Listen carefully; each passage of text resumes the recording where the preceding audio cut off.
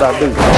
And they take the money and send it up to Europe, and they educate themselves in Europe, and they buy European cars, and they get European enclaves. Is that a stereotype, or is that factually something that we can prove?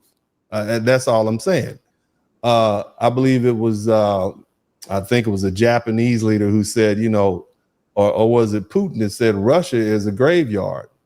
I said, and the reason I say, he said, because the Africans, they get educated in, he said the Africans, they educate themselves in Europe. They buy homes in Europe. They put their money in Europe. They educate themselves in Europe. The only thing they do with Africa is have their bodies sent back home to be buried. So it's a graveyard. So, you know, it is what it is, man. You see, it is what it is.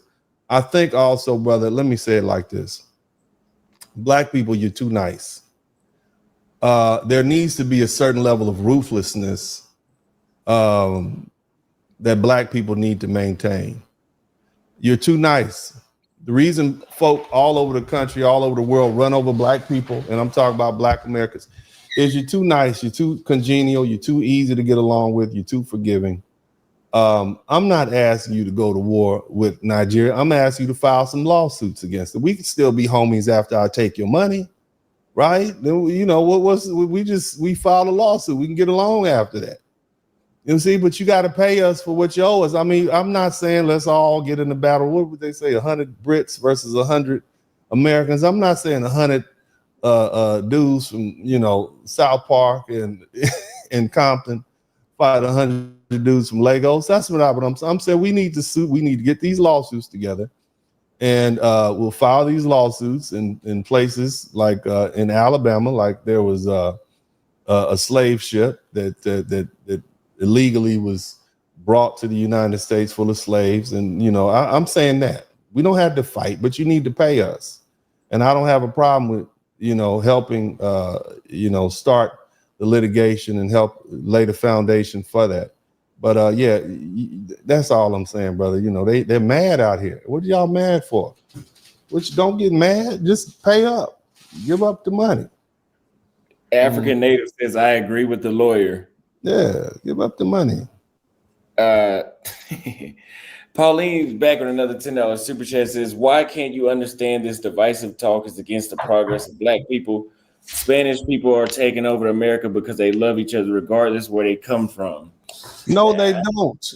That is not true. Mexicans do not like Puerto Ricans. Dominicans don't like Puerto Ricans. Cubans don't necessarily like Puerto Ricans. They don't get along at all. Do you see how the Mexicans are treating the Guatemalans? Stop it. And the other thing is, this is not divisive talk. We are already divided. You just heard this young man tell you how those East Africans treat us when they come to our country. We're already divided. You see what I mean? I'm just pointing it out. See, again, brother, I don't live in a fictitious world. I grew up in South Central Los Angeles. Everybody is talking about, oh, this young man got shot on the internet. You know, the young brother, what's his name? Charlie Kirk got shot. I've been watching dead bodies since I was a little boy. I've been watching people not show up to school in elementary school for a long time. So my reality is a lot different than these folk. I don't live in a happy, nice world. You see what I'm saying? And everybody wants everybody else to play nice. No, sometimes you got to fight. And see, you got, look, you got to be willing to put it all out there and get it in. You see, it's not a nice world that we live in, family. And a lot of black people are entirely too nice. Nobody's been nice to us. Why do you think we need to be nice all the time and get along and not be divisive?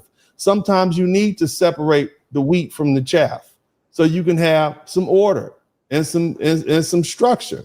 But go ahead, brother. Go ahead. Yeah, no. I'm just listening to what you're saying.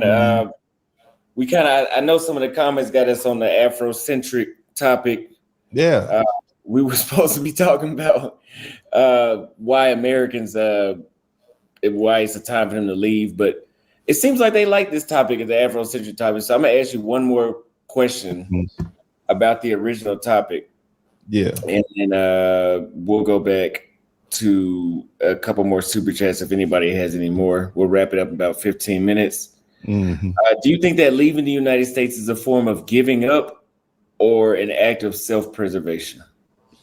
Well, human beings have been migrating across this planet for eons. So sometimes you got to go where it's better. I don't have a problem with that. Some people want to go, other people want to stay. It's your choice. Wherever you find peace of mind and happiness. I mean, some people would say, yeah, you're giving up.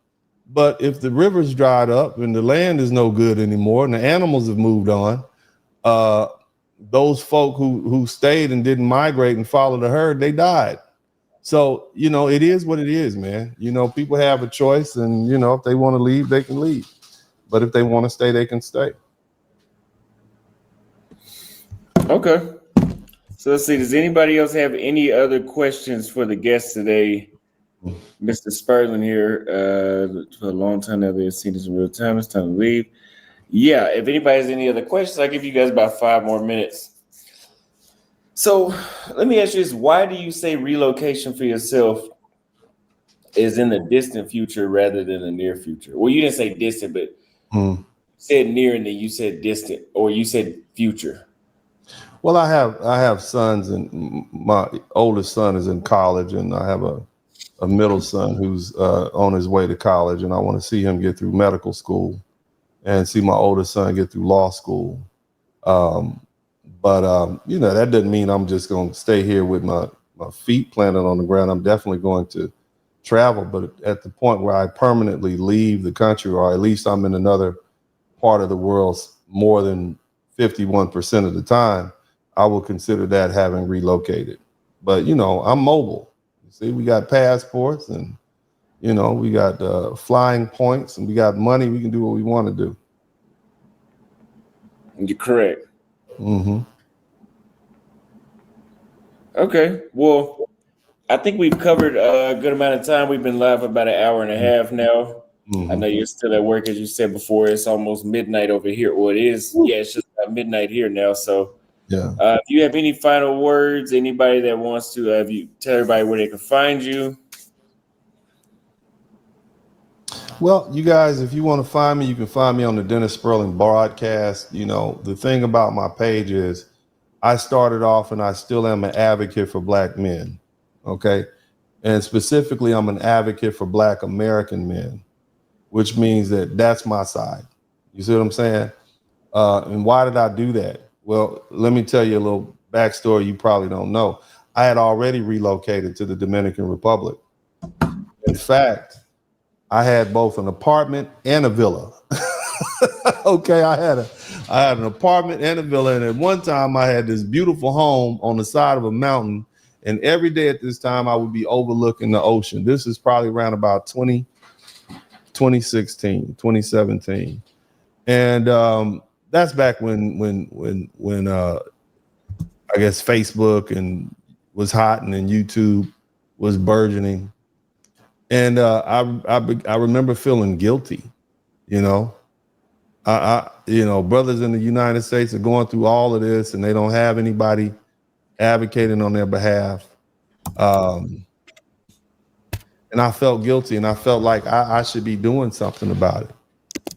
So the first thing I started doing is I would literally take the comments that the brothers would post on my page, and I would put it up, because I had a lot of doctors and lawyers and politicians and judges who follow my page.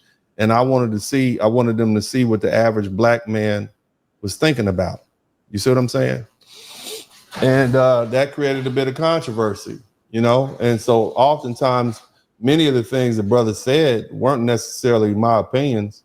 And they often had a lot to say about Black American women, because at that time, relationships were very important. And you would expect that from a young population. What's important to young people? Mating, having children, getting married. So that was a topic of discussion. But, so I began to advocate for my brothers. Not necessarily that I had issues like they did. I mean, think about it. I'm 6'4". I'm a big, tall, strong man. Hell, my baby mama is a beautiful woman. My ex-wife is a beautiful woman, and my current wife is a beautiful woman. I've never had a problem with women, but there are brothers out there who did. These hardworking brothers who are blue collar, who are saying the women don't treat them right. They're saying the women neglect them. They're saying they can't see their kids. They're saying when they get married, they don't get the respect that other men get. So I began to advocate on behalf of my brothers. And I went hard, you see, and a lot of the sisters got angry with me, but again, I don't care, because at the end of the day, I'm advocating for my brothers. Now, if we move forward to 2025, we're in a different situation. Now, my background is actually, I would say Pan-African. I would say pro-Black. I would say that, some things you probably don't know. Uncle D was a 5%er. Uncle D was a member of the Nation of Islam Student Association. First time I saw the Honorable Minister Louis Farrakhan, I was 7 years old. I was the little kid that sat at the TV, watching TV when the folks was having the Pan-African meetings at my parents' house. You see what I'm saying? So I'm aware of all that, but I just found out that, over time, that a lot of those so-called pro-Blacks and Pan-Africanists are full of crap. You see what I'm saying? I found that they're really, they're really just here to exploit Black people. You see, they really want to take the power away from the white man so that they can invest it in themselves. You see, and I don't like that, because I want my people to have freedom. Nevertheless, acting as an advocate for Black men, I realize that, hey, unless we have strong Black men in the Black community, there is going to be no Black community. You can have a bunch of women and a bunch of children, but that's not a Black community. Case in point, look at what we got right now. You see what I mean? We got a bunch of Black women and a bunch of Black kids in the Black community, and we have no family structure, and it's running wild. Not everybody, but largely. And so, that's what I did, and I appreciated that time. But at this particular time, because we are living in a racially hostile environment, I've had to expand my advocacy, not just for Black men, but also my whole foundational Black American family, because it seems like there's nobody out there advocating for us. You got Umar Johnson, you see what I'm saying? You got some other folk, but I don't think that they truly understand what's going on. They're still repeating civil rights era rhetoric. They're not doing what I think they should do. You see what I mean? They're pandering. They want money, they want donations, they want people to buy their books. I already got enough money. You see what I'm saying? God has been good to me, and I've worked really hard. And so I'm free. I own my own business. I'm able to do what I want to do, and I'm able to speak freely on behalf of my people, because this is part of my legacy. So I would never apologize for anything I've done when it comes to being an advocate, but just for the purposes of people truly understanding what my purpose is and what I'm doing. And that's being an advocate, not not for everybody, but for people. But that's all I got to say, brother. Yeah, okay, I appreciate that. Sir Wolfolk says with a $20 super chat, my good brother, Damon, when will you be coming to Kenya so that yourself can see why brothers like myself and Austin have chosen to live our lives in the great city of Nairobi? Thank you for the $20 super chat. Yes. Beautiful. Would you ever consider making a visit to the continent of Africa, especially in Nairobi? Well, yeah, I've had some people ask me to come to Africa, but purely for business purposes. I wouldn't just come over there to hang out. I don't really do that. I have companies overseas and whatnot, so I don't necessarily just travel unless there's a need for me to do so, or if there's some sort of business I need to take care of. But yeah, if there was business over there, I'd come over there and hang out, but I don't have any business there, so there's really no need in this regard. But it's not just Africa, it's a lot of different places. I guess we'll have to see what time has ahead. Okay, well, that's all I have for you today. I appreciate everybody that came through and left super chats, and I hope you guys enjoyed today's live stream. And thank you again, Dennis Spurling, for coming through and taking your time out, especially during your work day, to do this live stream with me. Looking forward to doing it again.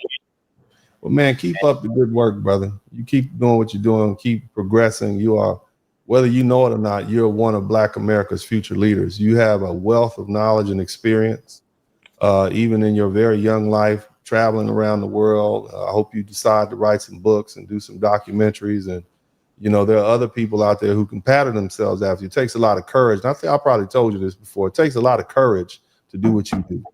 And you know, that's why it's easy for me to jump behind you and say, yeah, brother, and salute you and support you. I think we had a fundraiser once, and I said, tell Austin Uncle D sent it. So I appreciate that. That was a blessing, man. Yeah, man. Keep doing what you're doing, young brother. Anytime you need me, come on the page. I'll definitely do that, man. Thank you. Thank you. Looking forward to doing it again. All right, brother. God bless you. I'm out. What's up? Welcome to the broadcast. This is Uncle D. People wash their ass in the tub, Kamala Harris. You were tuned in to Uncle D. Black man talk, pull up, homie, take a seat. Don't be a shadow watcher every day. You learn something, then you earn something. Let them know and drop some money in the plate. It's getting cold, ladies, talking ratchet. There's a king here, grab your coat, zip your jacket. Keep quiet for a second, close your jaw. Attorney Spurling, this ain't pearly, know the law. Talking Constitution, pushing pins when he shooting, give him that. Masculinity, just for the record, sprinkle that. You can keep your cat, gotta cut it. Only cat he rubbing, gotta love it. I call it Molly Buddy. Gotta vote your interest, voting earns. Presidential, this is for the money that I earn. When you gon' learn, my people, that evil mixed with evil. No matter what you're doing, baby, this ain't equal. Sometimes when you're special, you get hated. The test is for the best, you're damn right, my people made it. Uncle D, Blizzard King, you been served, gotta notice. Now black men out here know we winning, gotta hold it now. Uncle D, you been served, get your notice. Now black men out here know we winning, gotta hold it now. Uncle D, you been served, get your notice. Now black men out here know we winning, gotta hold it now. Uncle D, you been served, get your notice. Now black men out here know we winning, gotta hold it now. Hey man, I'll do what I do. Somebody need to whip your ass. Get up and whip him, Sweets.